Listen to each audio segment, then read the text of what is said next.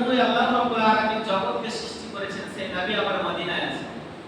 ওনার যে জিন নুরাইন, ওনার দামাত হযরতে উসমানে গনি জিন নুরাইন উনিও ওখানে শুয়ে রয়েছে।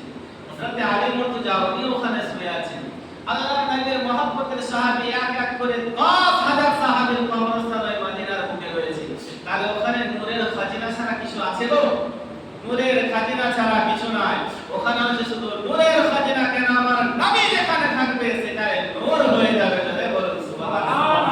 মদিনা শরীফে নূরের খাজিনা, মদিনা শরীফে নূরের খাজিনা, আশিক ছাড়া অন্য বোঝে না,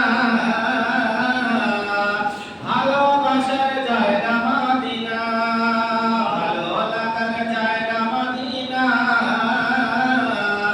ভালোবাসার জায়গা মদিনা।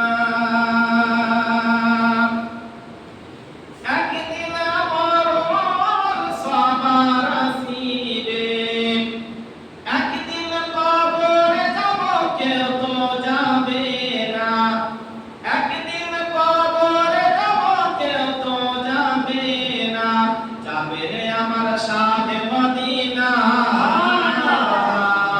ভালোবাসার জায়গা মদিনা, ভালো লাগার জায়গা মদিনা, ভালোবাসার জায়গা মদিনা।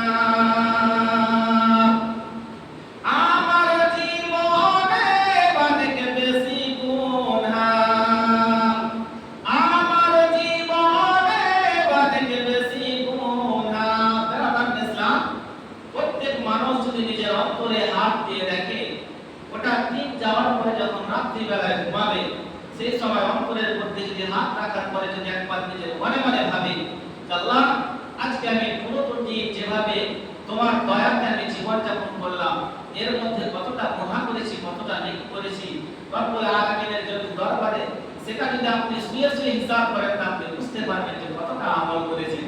আর প্রত্যেকটা আমল, প্রত্যেকটা গুনাহ মোচন হয়ে যাবে আমার নবীর